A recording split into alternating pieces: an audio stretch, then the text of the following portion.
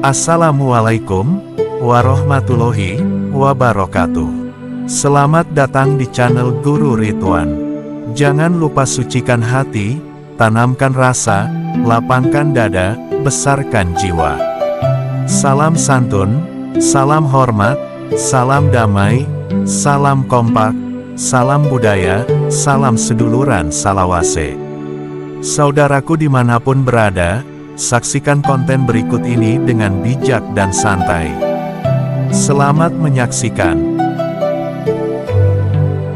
Nusantara dengan berbagai keindahan dan keragamannya, dengan jumlah penduduk yang begitu banyak, dan tersebar di hampir setiap penjuru, belum lagi kekayaan alam dan hayati yang terkandung di dalamnya.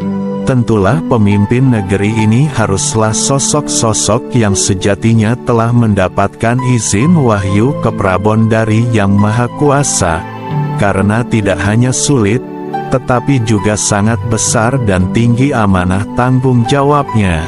Untuk menjadi seorang pemimpin di negeri ini bukanlah hal yang mudah, bukanlah hal yang bisa dipersiapkan dalam waktu yang singkat, atau hanya sekedar pamor ataupun tenar, karena jutaan manusia hingga jutaan hektar luas Nusantara beserta isinya ada pada amanah yang ditanggung di atas pundaknya. Tak luput dari ketersiapan seorang satrio piningit yang ditunggu-tunggu kelak akan muncul sebagai ratu adil di negeri ini. Tempaan demi tempaan kehidupan yang dilaluinya sejak usia belia, hikmah demi hikmah yang harus direnunginya, kebahagiaan akan ketertuntasan satu persatu setiap tugasnya. Ia menebarkan kasih dan sayang kepada siapapun, ataupun menahan amarahnya karena beliau tidak boleh serta-merta mengadili ketika menghadapi ketidakseimbangan. Semua adalah bagian dari proses kedewasaannya untuk kelak akan memimpin negeri besar ini. Tiga hal utama yang menjadi awal pembelajaran kehidupannya yang merupakan sarana untuk mendapatkan ilmu dan kemampuannya, yaitu: pertama adalah terus mengasah kepeduliannya terhadap sesama. Mengenali kehidupan adalah kekuatan. Bagaimana mengelola perasaan simpati dan empati dengan bijaksana dan cepat tanggap. Tak perlu sungkan menerima rasa bahagia ataupun terjatuh akan kesedihan yang dirasakan oleh umat lainnya.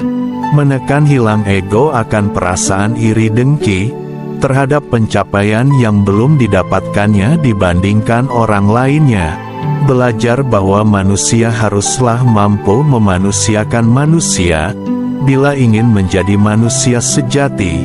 Kedua adalah dahaga akan berbagai bidang keilmuan sebagai bekal arah tujuan kehidupan yang tidak hanya untuk menolong dirinya sendiri tetapi juga umat lainnya. Senantiasa mengisi memperbesar kecerdasannya untuk siap memahami berbagai bidang implementasi kehidupan. Karena beliau sadar bahwa ilmu yang baik dan benar akan senantiasa terbawa hingga kapanpun juga, maka beliau tak pernah merasa lelah dengan belajar dan terus belajar, dengan terus mengurangi isi gelasnya, agar mampu menampung ilmu baru dengan rendah hati. Ketiga, adalah terus berusaha bermanja-manja mendekat dengan Tuhan Sang Maha Penciptanya. Mengenal syariat kehidupan yang disertai marifat secara vertikal dan horizontal, memiliki rasa eling akan ketakutannya, agar tidak memicu kemarahan ilahinya, untuk kembali mengerti kesejatian akan makna tujuan dari perjalanan nafas yang sesungguhnya, karena kematian yang sesungguhnya adalah awal dari kehidupan yang sesungguhnya. Ketiga, hal tersebut membutuhkan waktu yang sangat lama untuk membentuk karakter seorang satria sejati, yang kelak akan menjadi pemimpin yang dicintai sekaligus disegani oleh pihak manapun. Karena ketiganya membutuhkan nur yang menerangi setiap aspek perjalanan kehidupan, Ketika hal tersebut terus dilakukan, maka secara tak sadar akanlah terus berdatangan ilmu dan kemampuan baru yang menyertainya. Termasuk di dalamnya adalah karomah yang Allah hadiahkan kepadanya, untuk menolong umat sesamanya dalam tugasnya, yang senantiasa adalah bagian dari syiar perubahan peradaban yang lebih sembodo, atau cukup kuat dan sepadan, juga fatonah dan amanah. Negeri ini memerlukan perubahan, mari kita isi bersama untuk melakukan perubahan ke arah yang lebih baik dan benar, sehingga tercipta sembodo, kuat gagah pintar dan yang lainnya.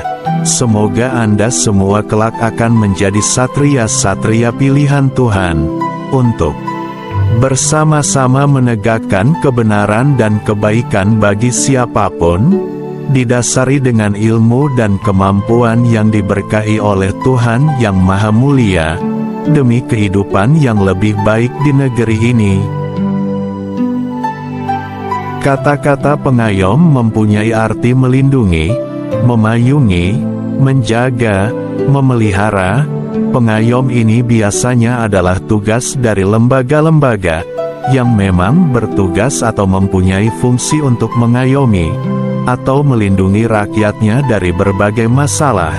Tapi tidak jarang para individu pun banyak yang sadar diri untuk mengayomi orang-orang yang memang membutuhkan perlindungan. Tapi pada kenyataannya, pada zaman sekarang ini atau sebut saja zaman pamrih, sudah menjadi rahasia umum, yang apapun itu bila kita ingin meminta perlindungan dalam bentuk tertentu, semua serba pamrih, atau memerlukan materi untuk mendapatkannya. Yang jelas bagi kaum kecil sangat sulit untuk meminta perlindungan dalam bentuk apapun tanpa atribut-atribut keduniaan. Semua serba diukur dari harta, tahta, jabatan bahkan uang. Di zaman serba pamrih dan serba hiruk-pikuk ini jangan khawatir, masih banyak sosok yang peduli dan sangat mengayomi terhadap kaum lemah.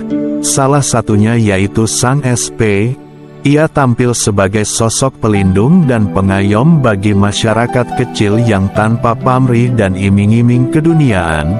Ia begitu tulus memayungi dan melindungi orang-orang yang memang butuh perlindungan. Ia tampil membela yang lemah menjadi sandaran bagi mereka yang tidak mampu. Sang SP tidak diketahui jati dirinya oleh orang-orang itu. Mereka hanya tahu bahwa ia adalah satu sosok yang begitu peduli pada sesamanya, berbudi mulia dan selalu menjadi tumpuan ketika kesulitan. Oleh karena hal itulah terkadang juga ia dimanfaatkan oleh orang yang tidak baik, dan hanya mengambil keuntungan dari sosoknya. Sang SP akan cepat bergerak bila ia menemukan atau mendengar permasalahan yang terjadi. Ia bergerak tanpa aba-aba langsung kepada inti permasalahan, dan sudah banyak orang-orang yang terbantu olehnya. Tentu saja semua itu ia lakukan dengan sukarela dan ikhlas, sehingga sosoknya dikenal oleh orang-orang sebagai pengayom yang tulus dan disegani. Tampilnya Sang SP sebagai pengayom, maka ia dikenal oleh orang-orang di sekitarnya, atau yang pernah ia bantu. Karenanya kemanapun ia melangkah, ia akan selalu disambut orang-orang dengan penuh simpati. Makna dari uraian di atas, mari kita sama-sama jadi pengayom dan pelindung bagi orang-orang yang memerlukan, terlebih pada orang-orang yang terdekat dengan kita. Jadilah sandaran kedua, karena sandaran yang pertama kita hanya pada Sang Pencipta. Jadilah sandaran yang nyaman bagi orang-orang lemah. Jadilah pengayom yang tanpa pamrih dan ikhlas. Karena segala kebaikan yang kita lakukan, maka itu akan berbalik pada diri kita sendiri. Biarlah di sana segala sesuatu dihargai dengan materi, tapi kita jangan, karena ketulusan dan keikhlasan akan menjadi jalan pembuka bagi kesuksesan dan keberhasilan. Lindungi yang lemah agar kita semakin kuat, karena lidi satu helai tidak akan berguna bila dipakai, kecuali ia bersatu dalam ikatan kebersamaan. maka lidi akan menjelma menjadi sesuatu yang bermanfaat untuk merapikan, membersihkan, dan mengamankan. Sukses terus, tetap jaga persatuan dengan damai untuk Nusantara.